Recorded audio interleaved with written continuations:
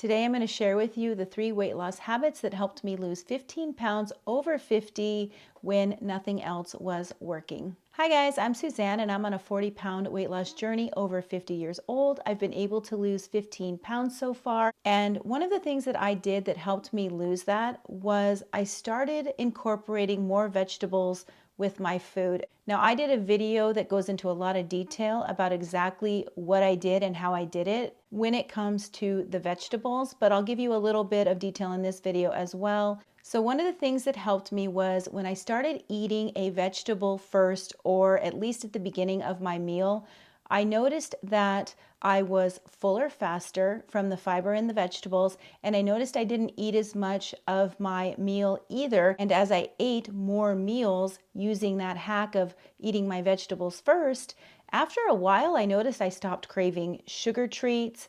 I noticed that I wasn't as hungry. It worked as an appetite suppressant. And it really helped me to be able to trim down the number of calories that I was eating naturally without having to restrict or use willpower or have to worry about trying to cut my calories and being hungry. It actually made it really easy for me to be able to lose that first 10 pounds. So the second thing that I did was I followed a low carb, low sugar eating plan. It's a mostly keto eating plan. I try to stay under 20 net carbs. I do that by making sure that I'm eating protein. I'm eating a lot of fat with that. What I really like about the plan is that I naturally always enjoyed a higher protein, higher fat diet to begin with. So cutting out the high starchy carbs and the sugar was not as hard as I thought it would be. The starchy carbs was easier for me to drop, but over time, naturally, I just stopped eating the sweets because of the appetite suppressant that comes along with eating a low carb diet. So I track my net carbs on the Carb Manager app. It tracks the carbs, protein, fats, and calories in the food that I'm eating, and it helps me to be able to stay on track. It also helps me see what I ate, say, the day before I gained some weight.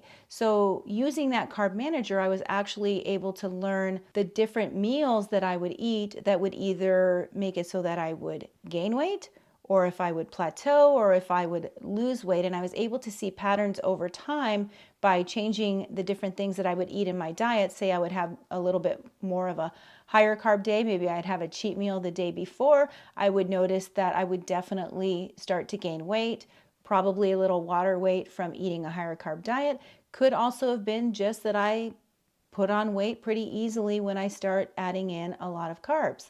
I also noticed that the higher fat that I ate in proportion to my protein and my carbs, I tended to lose weight a little bit faster. And so using that app is really good for me because it gives me a lot of data and information that has helped me to be able to really hone in on what it is that's helping me lose weight. Now, the third weight loss habit that helped me lose weight was over the past 7 months, I've been able to learn how to get back on track when I fall off the program. So in the beginning, I tended to go back and forth between low carb, high carb, low carb, high carb.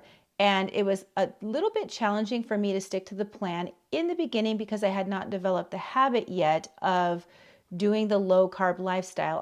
There is a learning curve because I had to learn what foods I like to eat and how I could replace those foods with keto friendly alternatives. So over the first month, I spent a lot of time finding different foods that I could eat on the keto lifestyle, and that just takes time. And eventually I was able to replace one item at a time to where now I pretty much have a substitute for every single food that I used to eat that was in a high carb version, and I now can eat it and enjoy it in a low carb version. But back to getting back on track, when I would flip-flop between the high carb and the low carb, every time I would go to high carb, I would start to gain a little weight. So then what I would do is I would go back to low carb for a couple days and I would find that my weight would come back down. And after doing that over time, I started to trust and realize that if I do have a high carb day, I just simply need to go back the next day and start over and just try to stick to a low carb eating plan that day and try to stay on it as long as I possibly could.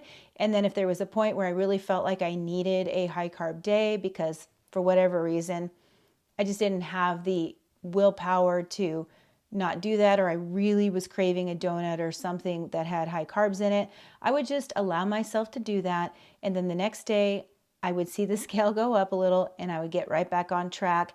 And I was able to learn how to get back on track pretty easily, because it used to be that once I was off track, I would be off track for like a week or maybe even a month, but now I can literally get back on track the very next day. And I've been able to build that muscle of not just throwing in the towel as soon as I go off the plan for some reason. And over time, as I've stuck to the keto plan, it gets easier and easier to stay on it. And now I have just developed it as a habit to stay on it. And it's actually more the rarity that I eat a high carb meal than the norm. So if you're interested in getting more information about how I lost that first 10 pounds over 50 when nothing else was working, I'm going to put that video right up here. I also have a lot of videos about my weight loss journey and just different things that I eat, as well as things that have worked for me in losing weight. And you can go ahead and check those out as well. If you are on a weight loss journey like I am, go ahead and leave it down in the comments. Say hi. I'd love to chat with you.